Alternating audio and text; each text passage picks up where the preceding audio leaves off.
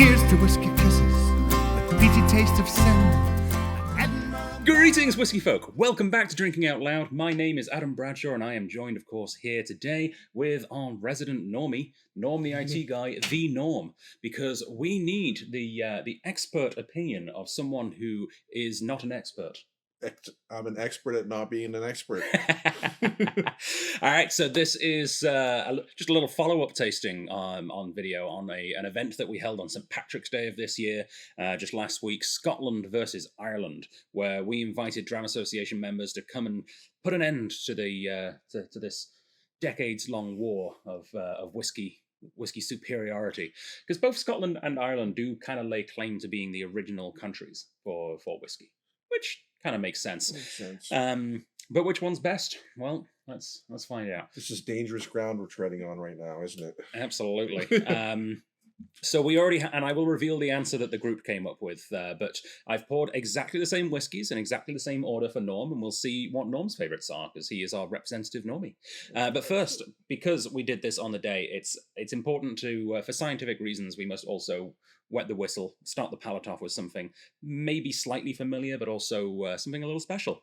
So what can you tell me about Irish whiskey, Norm? Not much. Not much? I'm the normal Norm. Can you name one Irish whiskey for me? Is Glenfiddich an Irish whiskey? See, this is the perfect test. No, but how about Jameson?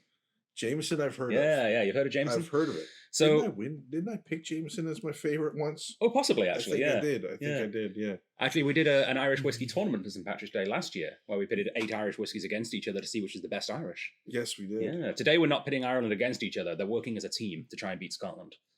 But yeah, Jameson. Fantastic whiskey, and pretty much the reason that Irish whiskey still exists today.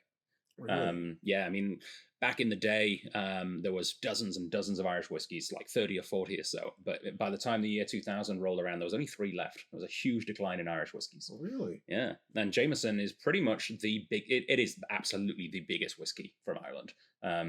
It outsells everything else handily.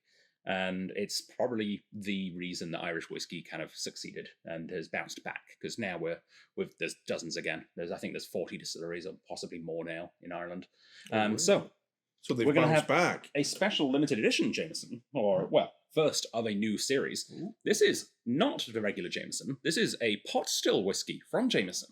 So pot still whiskey is a style of whiskey which only Ireland traditionally makes. There are some pot still whiskies being made in other places. Macaloni actually has one right here in town that actually won best in the world, surprisingly enough. Oh, really? But pot still whiskey is a style that is unique-ish to Ireland. Scotland doesn't make pot still whiskey, which sounds confusing because they certainly use pot stills and they make whiskey in them. But this is a fantastic Irish thing, because pot still whiskey became a thing in Ireland. Actually, I should always serve the guest first, sorry. Because it was a way to save money. There was a special tax on malted barley, so the Irish discovered that you didn't need to malt all of the barley. You could have a mixture of malted and unmalted barley and still make a decent whiskey, and that's the birth of the pot still. These days it has to be a minimum of 30% of either, and you're allowed to add 5% of something else as well. So a lot of pot still whiskies actually add oats, which is kind of fun. This one I don't think they say exactly what the other thing is, but it's a mix of 5 different casks, which is cool. Ex-bourbon and ex-sherry, the 2 most common, and then Irish, European, and American virgin oak casks, which is pretty cool. So that's what we're starting off with today. So wet your whistle. What do you think? Cheers. This is the baseline. It's now, is it better or worse than the Jameson? That's the question. I like this. Right? It's good, eh? It's got a nice sort of orangey, cinnamony thing going for it. I was going to say, there's some fruit in there for me. It's a fuller flavour than the regular Jameson, which makes sense, because regular Jameson is a mix of essentially this with grain whiskey, which is designed to be more neutral. So it's a lighter product. This is a bit more, this is the single malt equivalent of a Jameson product. It's actually the same stuff as, well, not exactly the same, but made in the same place and in the same style as quite a few big name Irish whiskies like Redbreast and Green Spot. Because they are pot still whiskies made at the same distillery, the New Middleton Distillery. All right, so. Very good. I like that. This is how the tasting is broken down. 3 rounds, 3 styles of whiskies, vaguely equivalent price points. I tried to get them as close as possible in each different style. So round 1 is blended. Blended. So this is A right here. Yeah, 1A and 1B. So I'm gonna just keep A in the left hand, B in the right hand, and we'll see what happens. I'll get rid of that Jameson. Jameson, you've had your time. You're going over here now. You can relegate it to the backdrop. There we go. So blended whiskey is, of course, the most commonly sold style of whiskey from both Ireland and Scotland in the world. Responsible, in Scotland at least, for about 80 to 85% of all Scotch whiskey sales is blended Scotch. So one of these is Irish, and one of them's Scottish, and we don't know, well, I know, you don't know which one's which. No. The only thing we're interested in right now, you can guess if you like, but the only thing I'm interested in is which one do you think is better? This one is very mild.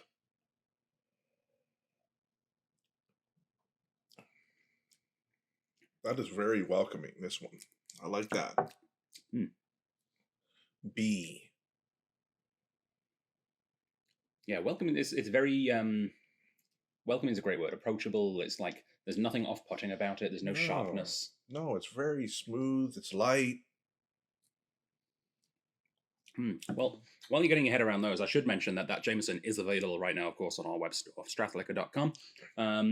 Its regular price is $80.78, which means because it's featured in the Dram Association right now, from about a week or so after this video is launched, you can get it for 10% off for all members, $72.70. And if you're not a member yet, you can join for free. Just click on the club's little button on the menu there. Join the Dram Association. The discount will be automatically applied after you have. What do you think? Who's the better grain?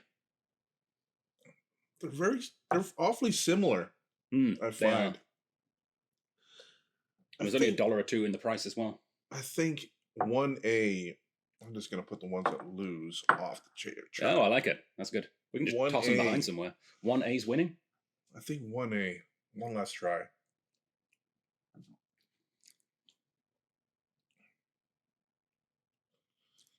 Just because I think the 1A is a little bit mellower, and I like mellow. I don't like anything ripping my face off. Fair. So I like that one. All right, well, let's cast 1B aside. 1A stays on the board, and that is the winner. So, do you think it was Irish or Scottish, though? Gut feeling. I'm going to say it's Scottish. Ah, well, it's not. 1A is actually Irish. Really? 1A is Ireland's favourite Irish is often what it's called, known as. This is Powers. And Powers is made actually at exactly the same plant that makes Jameson. But this is the more popular home field advantage. Sort of everyone in Ireland loves Powers. They're very proud of it. And actually, it actually has a higher malt content, it's higher pot still content than Jameson. It's about, I think it's 70-30, which is super high. So not much grain whiskey. And they take a narrower cut as well, so you don't get as many of those like acetone flavors that you do in cheaper whiskeys. Nice. Great whiskey, great product. New branding. I love the new labels, but I'm very confused because that's red, right? It's kind of orange. Or orange, sure. We could take orange. Orangey? It's definitely not gold. It's not gold. No. So why the hell is it called Gold Label? When it's an orange label. It's an orangey, reddy, it's red, white, black, orangey maybe. It's not gold. But apparently this is the Powers Gold Label. A female will give you the exact color of that. Yeah, they are better at picking color in general. Their eyesight's more attuned to it. And they have all words for different colors, right? Well, yeah, but at least I'm not going mad. It's not like that meme from a few years ago. What color is the dress? Like blue and white or golden gray or whatever it was. That's definitely not gold. No. The whiskey might be golden. The whiskey's kind of golden, yeah. But the bottle, yeah, definitely not. But yeah, great whiskey. It's 43.2% alcohol, but nice and nice, approachable, beautiful whiskey. So going up against Ireland's favourite, I chose one of Scotland's favourites. So do you know what the best-selling Scotch in Scotland is? It's famous, and it's a famous grouse. Famous grouse. Famous grouse. Famous grouse. I would never have guessed that. And this is a special edition Famous Grouse. This is the Sherry Cask edition Famous Grouse. That was 1B, so that got knocked out. Powers beat the grouse. Whether it would have beat the regular grouse, unsure, but this was closer in price. So the regular Powers Gold Label, regular price is $48.61 down to $43.75, and that Famous Grouse is regularly $50.35, so $45.32. So they're in a couple of bucks of each other. Yeah, so well done, Powers. You are our first winner. You can stay up there, actually. You can represent Ireland. I like that. So, do you think you agreed with the room? That Yeah. one. Do you think everyone else agreed with you? Probably not, because it's a whiskey club. I think they want a little bit more flavor than what I'm looking for. Is why See, I think. I mean, I generally would have I would have assumed you would have said that because you're right there. But whilst this is a little bit more approachable and palatable, it's also a bit more rich and complex. I would say it's a little bit less linear. So they did actually vote for Powers. Oh, to win, right on! yeah. I finally get. I know, with right? the- You're with the club. Yes, I'm getting better. All right, so our second style is grain whiskey. So this is defined in both countries as a whiskey that is not just malted barley or unmalted barley in Ireland's case. So it can be other grains. In this case, believe they're both corn-based whiskies, and they're allowed to use column stills instead of pot stills. Oh. So again, I've chosen two that are quite similar to each other. Let's see if there's an obvious favorite between 2A and 2B.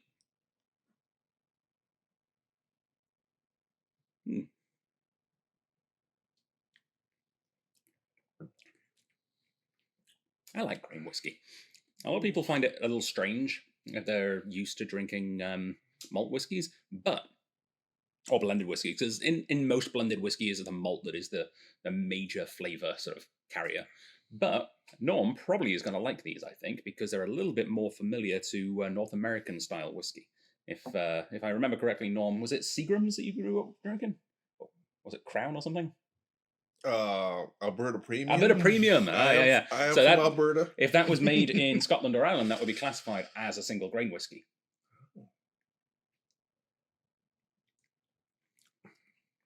Oh, hands down, this one right here. 2? Yeah, right off the bat. I don't 2B? have to go any further. Fair enough. So 2A is knocked out. 2B is the winner. I like this has a very Yeah, it's good, isn't it? it's vanilla-y, isn't it? And 2B is Scottish. Oh, really? So it's 50-50. 50-50. Both countries are in with a chance. Uh-oh. And this is the Gifted Stills of Scotland series from Jean Boyer, which is a French independent bottler. And this is from a distillery called Cameron Bridge, or Cameron Brig, it's often known as well. The slightly more Scottish pronunciation. Yeah, beautiful little whiskey. This is, like I said, independently bottled, so they don't distill it themselves. They buy whole casks. And what makes this special is that it is from a first fill wine barrique. So this is from a cask that used to contain wine, which is pretty spot on. It's on brand for a French bottling company, I feel. The French like their wine.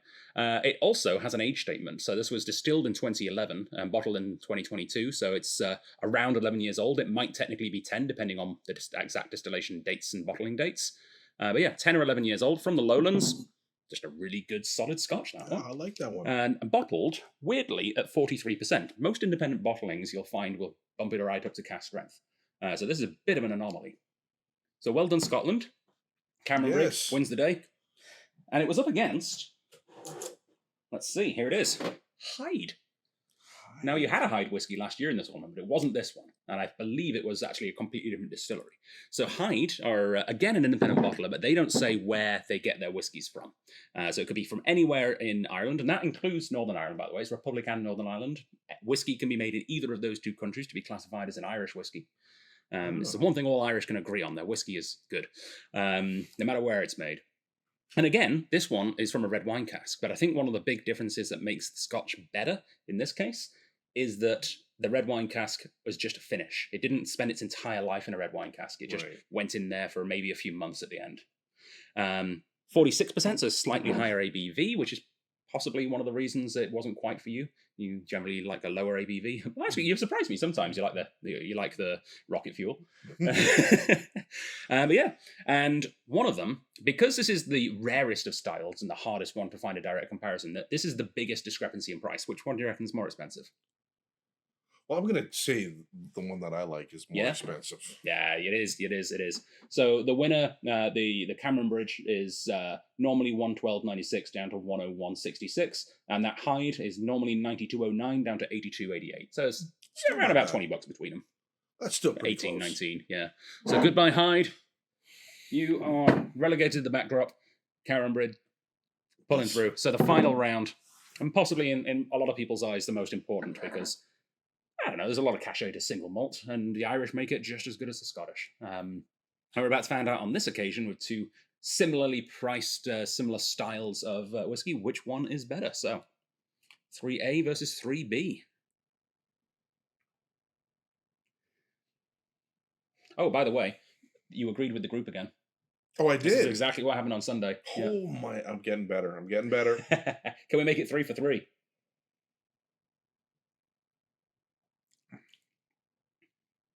Oh, number 1 is super smooth. Holy cow! Yeah, it's creamy, isn't it?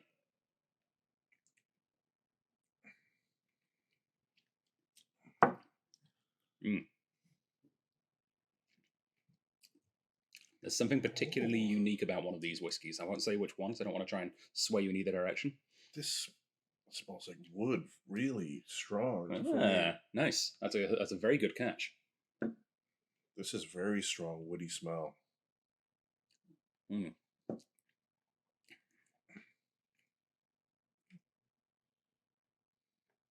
This one's tough. I think they're the most different from each other, aren't they? And that's kind of stylistically correct in general. I would say the differences between individual single malts are much bigger than the differences between grains or blends. Blends homogenize in the blending process a little bit, and grains tend to be quite similar. Just I think a lot of it down to the column still distillation, which is usually used in a blend in a grain whiskey. But yeah, it's whereas you can get pretty much anything out of a single malt. Every flavor can be achieved in some way or another. B's sticking with it. B's the winner. B, and it's for a personal reason. Yeah. My grandfather was a woodworker, and this reminds me of him. Oh, nice. That's a great note. Yes, this one reminds me of my grandfather's shop. Beautiful. Yeah. And interestingly, woodworking is a key part of what makes this whiskey special. Oh, really? Yeah. Ooh. All right. So, who do you reckon took it though? Is this Irish or Scottish? It's all on the line with this last one. I'm going to think this one is Irish. And you're correct. And that means Ireland won. Ireland has beaten Scotland officially in the Ireland versus Scotland whiskey tasting. And this is brand new, actually, to the Strath. This is Kinahan's, the Cask Project. And they decided to spell cask K-A-S-C, I assume for copywriting reasons. But what makes this interesting is they did what they're calling a hybrid cask. So instead of, when casks are shipped, they're usually broken down into staves and rebuilt in their destination because you can fit more on a pallet that way, right? Trying to ship whole casks doesn't really make much sense. No, that makes sense. So they rebuilt a cask using lots of different staves from different types of casks. So this is a bit of a Spectrum by Amroot did a similar thing. It's sometimes referred to as a bit of a rainbow cask. And so what they've done is they've taken Portuguese oak, so export, assumedly, American oak, so most likely ex-bourbon, French oak, probably ex-wine, and Hungarian oak as well, which has a distinct flavour. And then they've added one more type of stave, which means that if this whiskey was made in Scotland, it wouldn't be allowed to be called a whiskey, because there's one more rule in Ireland which makes things a little bit different. You don't have to use oak. This has chestnut wood. Oh. Yeah, which is pretty cool, eh? Remember that first video we did? What is whiskey? Yes. Yeah. This is whiskey in Ireland, but it's not in Scotland. Chestnut oak. And it's super cool. This is the first ever batch they've done. 45% alcohol. They don't say where it's distilled, just a single malt from somewhere in Ireland. Or how old it is. It's a bit of a mystery, but it's a really interesting, unique concept, and it's really tasty, isn't it? It's pretty damn good. And this is normally 86.87 down to 78.18. And I will tell you, the tasting on Sunday, this was absolutely the most popular, and I think we sold almost everything we have in store. There's maybe 2 bottles left in store, so you can pick one up right now if you're lucky at strathliquor.com, and I don't know if I can get more. It was a limited edition, like I said, so yeah, who knows? But who was the runner-up? Well, you've probably heard of this one. Ever heard of Glenlivet? Yes. Yeah, Glenlivet 14 was the loser Scotch. So that just goes to show, big name, and nothing wrong with Glenlivet. It's a fantastic distillery with an age statement, similar price, but the experimental young Irish whiskey beat it in a blind tasting, which is super interesting, isn't it? It is. Yeah. So similar ABV, I think, as well. That was 40 against 45. So the Kinahan's is a little bit more flavorful from the ABV increase, but yeah. But why I chose the Glenlivet 14, apart from the fact that it's similar price, is also because it uses a special cask. It uses a cognac cask. Oh, Which is really? pretty cool. Yeah. And it's a perfectly good whiskey. It's lovely. And it's, like I said, similar price. So the Glenlivet 14 cognac cask, regular price $92.08 down to $82.87. Which for a 14-year-old whiskey is actually wildly impressive. That's, I have to say. Yeah, that's pretty good. Yeah, so congratulations to Ireland. I'll put the runners up behind so you can see. Yeah, fun little tasting. What was your favourite out of the bunch there, Nom? 2B. 2B? This one is my favorite of the bunch. Cameron, nice. Including the Jameson? It's tricky, isn't it? That Jameson's good, surprisingly. Yeah, they're all good. They're all good. Beauty. Well, thank you very much for joining us here on YouTube, and thank you, Norm, for joining us in the studio. Will you come back next month? I will. You will. That's good, because there's a special tasting that I definitely want you to be involved in. And you guys can come and do it in person here at the Strath. Your tickets should be available, if not now, very soon on our web store. And that is a tournament whiskey. So we're going back to the 8 whiskeys in a bracket tournament, and it's going to be a tournament of bargain whiskeys. I'm thinking to be entered, they have to all be under $50. Well, that'll be interesting. And it'll be dirt cheap pricing as well. I'm currently trying to figure out what we're legally allowed to charge, because there is minimum pricing here in BC, but it'll be like $20, maybe 15, maybe, if we can get away with it.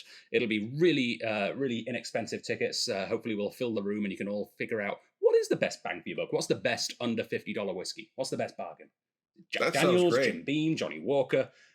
Anything that begins with a J, really. Got to throw one expensive bottle in the mix. Oh, I should, shouldn't I? Oh, just one and devious. see. I don't know. That might tip the data. Yeah, that's true. Anyway, hopefully we'll see you at that tasting. Thanks very much for tuning in. Like and subscribe, and also, Norm, you have a YouTube channel, I hear. I do. Yeah. Old Games, Old Guy. If you like video games, come and check me out. Yeah, or if you just like Norm. Like he features pretty prominently, believe it or not. I'm on every video. All right, see you next time. Thanks for tuning in. Bye-bye.